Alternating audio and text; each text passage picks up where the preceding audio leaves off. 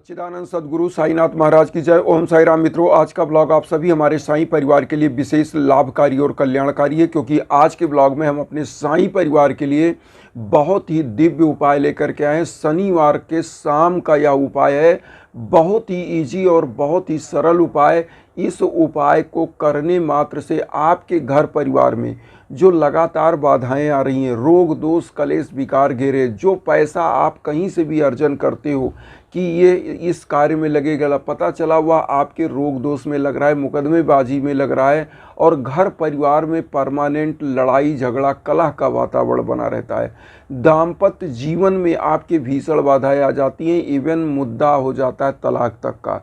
तो ऐसे परिवार में जिनके काम बार बार बिगड़ रहे हैं, जिनके बिजनेस में लगातार घाटा लग रहा है, जिनके घर परिवार में नकारात्मक ऊर्जा घेरे हुए है और घर परिवार में लगातार लोग बीमार हो रहे हैं, या जिनके बच्चे सफल नहीं हो रहे, जिनका बिजनेस है और वह बिजनेस आप समझ के चलिए कि चौपट चल रहा है, ऐसे परिवारों को इस उपाय को जरूर करना चाहिए।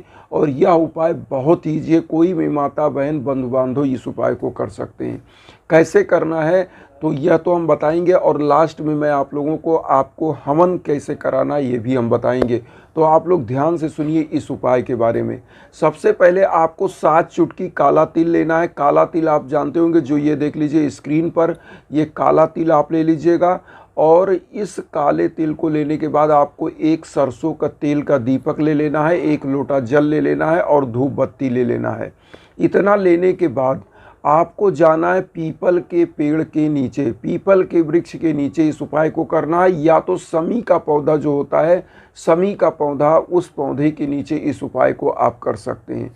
तो अब आप इतना चीज़ लेकर के जाएंगे और वहाँ पर जब आप पीपल वृक्ष के नीचे पहुँचे तो थोड़ा सा आपको ले लेना सिंदूर, लाल कलर का सिंदूर ले लीजिए, दोनों हाथों में लगा लीजिए। दोनों हाथों में बिना कुछ पानी लगाए, बिना कुछ, ऐसे ही सिंदूर चिपोड़ लीजिए और 7 बार ओम सन शनैश्चराय नमः मंत्र का जाप करिए। 7 बार ऊपर तक इसको लगाइए, मतलब लगभग 2 फीट 3 फीट ऊपर तक जड़ से लेकर ऊपर की तरफ लगाइए। फिर हाथ उठाइए, फिर जड़ से ऊपर की तरफ लगाइए। इस प्रकार से 7 बार ओम सन शनैश्चराय नमः मंत्र का जाप करिए, जो हम आपके स्क्रीन पर दे रहे हैं। इस मंत्र का जाप करते हुए इस सिंदूर को लगाइए और उसके बाद वहाँ पर जो आपकी मनोकामनाएं हैं, जैसे आपके दाम्पत्य जीवन में कष्ट चल रहा है, अगर आपके बच्चे बच्चियां नहीं सफल हो रहे हैं, घर परिवार में मुकदमेबाजी है, या दुकान आपका अच्छे से या बिजनेस कोई भी है घाटा लग रहा है, नहीं चल पा रहा है, तो आप वहाँ पर समस्त अपनी मनोकामनाएं, घर परिवार में अगर लड़ाई झगड़े का माहौल है, सब कुछ बोलिए। बोलने के बाद आप क्या करिए, 7 बार अपने ऊपर से जो 7 चुटकी तिल लिया है, 7 बार में वहीं पीपल के जड़ में ओम सन शनैश्चराय नमः मंत्र बोलते रहिए 7 बार और चढ़ा दीजिए। 1 लोटा जल अर्पित कर दीजिए और धूप बत्ती जला दीजिए। और 7 बार परिक्रमा करते हुए जो भी आपके परिवार में दिक्कत है वही आपको बोलना है, क्योंकि पीपल के वृक्ष में त्रिदेव निवास करते हैं, ब्रह्मा विष्णु महेश। और ऐसी मान्यता है कि समस्त देवता, समस्त दानव, समस्त राक्षस पिशाच सब कुछ जो पीपल का वृक्ष होता है इस पर निवास करते हैं। ऐसी मान्यता है कि जड़ में, तने में, पत्ते में कौन कौन देव निवास करते हैं। इसीलिए श्रीमद् भागवत में भगवान कृष्ण ने कहा है कि वृक्षों में मैं पीपल का वृक्ष हूँ, और पीपल की वृक्ष की जिजीविषा आप देखेंगे कहीं भी उगता है तो वह उगता ही चला जाता है। इसीलिए हमारे हिंदू परंपरा में पीपल के वृक्ष को कभी काटा नहीं जाता, कभी तोड़ा नहीं जाता, हमेशा सम्मान किया जाता है। तो आप सभी बंधु बांधव क्या करेंगे, यही चीज़ करेंगे। और यह करके जब 7 बार आप परिक्रमा कर लें, वहाँ पर अपनी सभी मनोकामनाएं, क्योंकि पीपल वृक्ष ऐसी मान्यता है वह देव के रूप में स्थापित है, वहाँ पर आप जो बोलेंगे वह आपकी सुनवाई होगी, सुनी जाएगी। तो आप अपनी बाधाएं बोलिए और घर चले आइए। और इसी उपाय को आपको इसी प्रकार से जितना चीज़ लिया है 7 शनिवार आपको करना है। एक बार हम फिर बता दें, 7 चुटकी काला तिल, 1 सरसों का दीप और 1 धूप बत्ती, 1 लोटा जल, इतना लेके जाना है। ओम सन शनैश्चराय नमः मंत्र का आपको वहाँ पर जाप करना रहेगा। और मंत्र का जाप जितना कर सके करिए, 21 बार से ऊपर ही करिए, लेकिन आप 7 बार जब आप 7 चुटकी तिल चढ़ाएंगे तब आपको करना है। और उसके बाद 7 परिक्रमा करें तो उसमें अपनी मनोकामनाएं बोलें। और बोल करके, अगर एक चीज़ और बता दें, बहुत सारे लोग बताते हैं पीपल का परिक्रमा करने का स्पेस नहीं है, तो आप क्या करिए कि जहाँ पीपल का पेड़ आप पूजा कर रहे हैं वहीं खड़े हो जाइए, 7 बार आप घूम जाइए क्लॉकवाइज, और 7 बार घूम करके और वहीं प्रणाम करके और अपनी मनोकामना बोल के घर चले आइए।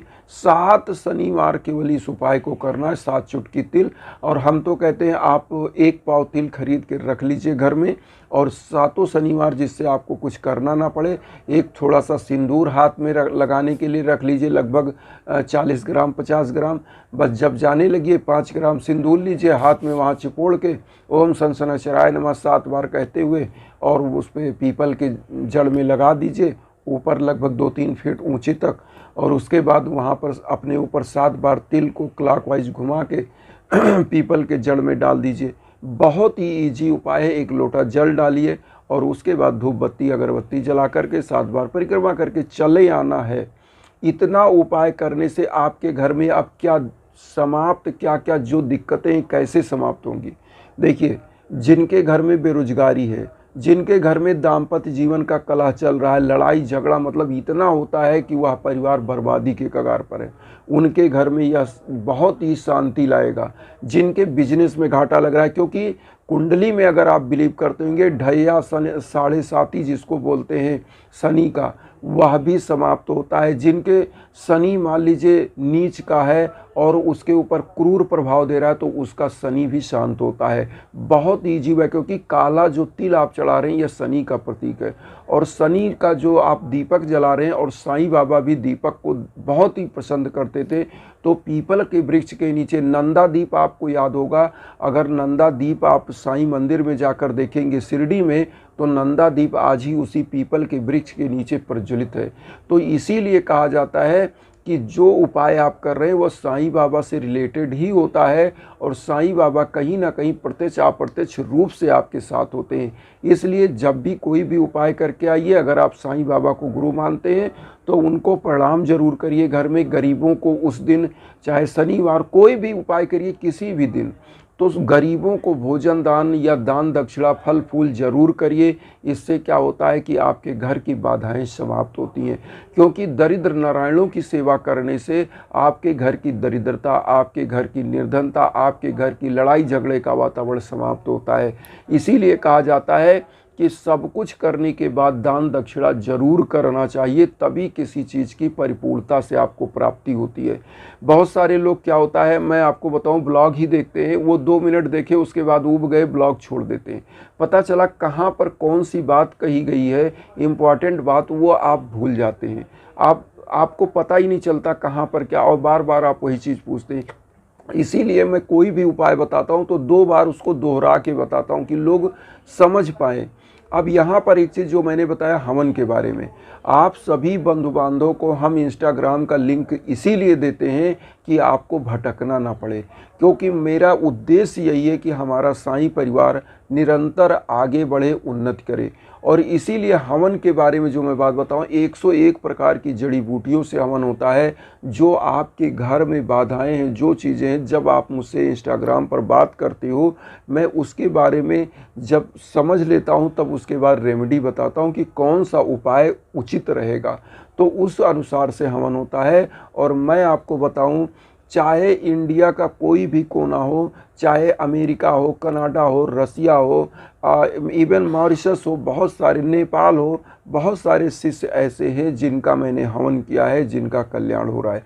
तो ऐसे लोग नहीं जुड़ते हैं। मैं आज को बता दूं, आज के कलयुग में जहां पर लोग चमत्कार को ही नमस्कार करते हैं, इसीलिए हम आप लोगों से कहते हैं कि आप लोगों को भटकने की ज़रूरत नहीं है। इंस्टाग्राम के लिंक पर आइए और मेरे लायक जो भी सहयोग होगा निश्चित हम करते रहेंगे।